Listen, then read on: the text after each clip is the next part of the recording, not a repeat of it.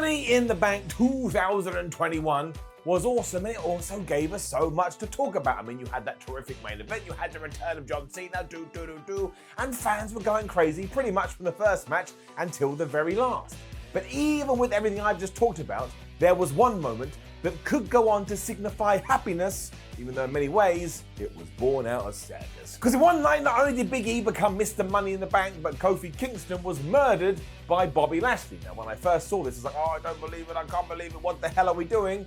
But in hindsight, it has put WWE in the position where they could tell the best story they've done in years. Why? Here's why.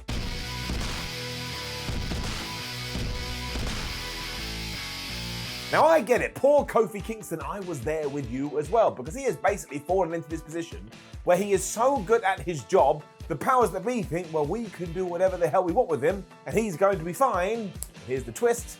They're right. Because he has entered this realm where he is protected automatically just because we like him so much. Don't try and think about it too much, it's wrestling and it's weird. Even still, when you did see him getting absolutely spanked by Bobby Lashley, it did remind you of everything that had happened between Kofi Kingston and Brock Lesnar back in 2019. Now, thankfully, this one did go a little bit longer, but you were a bit like, I suppose this was just a transitional match to get to somewhere else. If what I'm about to predict happens though and turns out to be excellent, then using this as a linking process will be absolutely fine. And at first I am talking about Summerslam, and I am talking about the much touted match of Bobby Lashley versus, of all the people, Bill Goldberg. When people hear that too, they're like, no, I don't want to see it, but it all depends on what we're going to do on that evening. Because for one, you know it's not going to go longer than 5 minutes, as thankfully we've now realised that Billy Boy shouldn't be going longer than 5 minutes.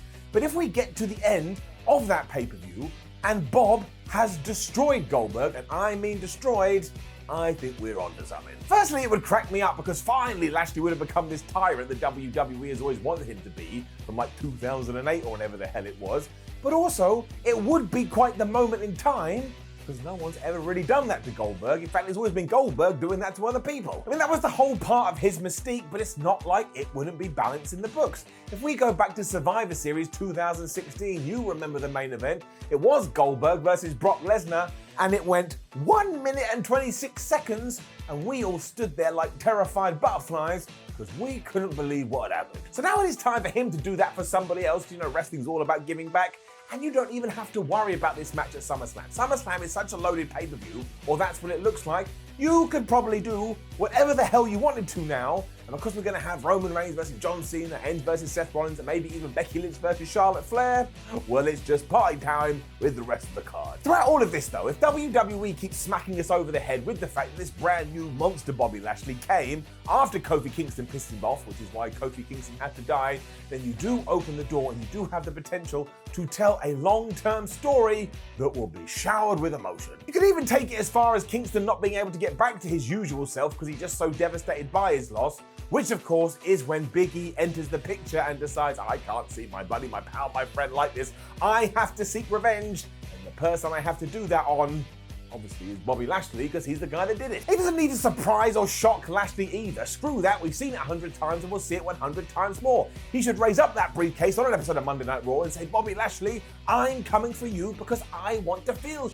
That's what I mean. I want to get all emotional and I want to get all involved thinking, oh my gosh, Big E, he's not only going for his first ever WWE title, he's not only going to help out his friend Kofi Kingston, but he's also going to vanquish this guy who has been on an absolute tear. I mean, he destroyed Bill Goldberg. All of this is also incredibly simple. That doesn't make me a genius for coming up with it, but I think we've learned over the last few weeks and months, maybe even years, that this is when wrestling is at its best. When you start overcomplicating things or doing a swerve for the sake of having a swerve, you just piss off the fans. So let's not do that at all. Let's just say we're going from A, we're going to B, but because it's going to make you feel things, you're going to have a really good time. I mean, you don't have to make it like maths, and you've already figured this out. We've basically already talked about it. Big E says he's coming to Raw. Big E says he's going to cash in his Money in the Bank. Big E says he's going to do that on Bobby Lashley. Big E says he's going to do it because he's so devastated about what happened to his friend. And you layer this all in the foundations of 7 years worth of feelings that we have towards the New Day. Because yes, if you can believe it, they actually debuted in 2014. I mean, that's all I need from my wrestling, and it's got everything. It's got hurt, it's got revenge, it's got redemption,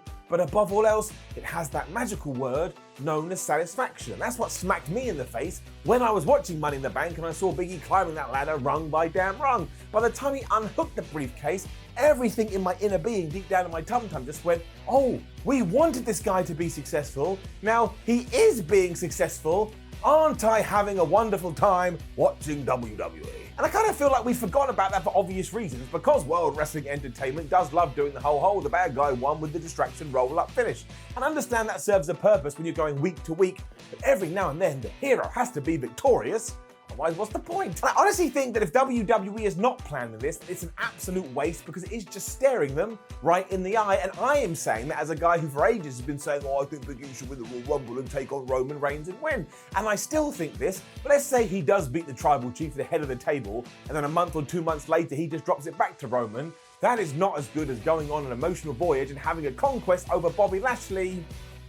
Just means so much more. Wrestling is all about what it means. I want him to fight for his buddy, and I want him to fight for his dreams. And don't give me this whole, oh, it's too soon for Big E, we can't rush it. Flub that. Let's rush it as quickly as we want. Because just do it and give it a go. And if it does fails, it fails. Who the hell cares? We could sit here for the rest of the day, go through a huge list of attempts that we've tried, and what do we always do? We move on. And yes, we moan about it on Facebook and Twitter and social media first, but then something else happens and we all run over there, and if Big E somehow did drop the ball, which he won't by the way, we'd do the same again, but at least we would know. Also, something absolutely untoward would have to go down, because Big E's got it all. He can wrestle in the ring, he's got the personality, he's hilarious on the microphone.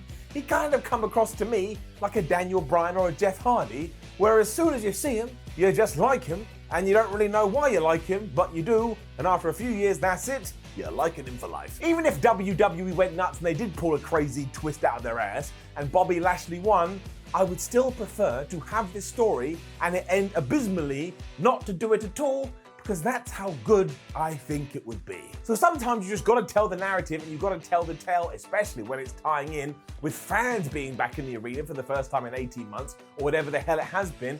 Once more, it's just doing this constantly, so it's slapping you, it's time to slap it back. Whatever that means. It would also actually in many ways carve out a new direction for WWE, because as you will find out if you frequent any kind of forum, they have kind of become a heel territory. What I mean by that is the bad guy walks around and stomps over everybody, and there isn't really a babyface riding in on their white horse to stop him. I mean, Roman Reigns is working his way through everybody, and you do kind of go outside of John Cena and The Rock, who else he's going to fight? And it was the same with Bobby Lashley. I mean, what contenders does he really have?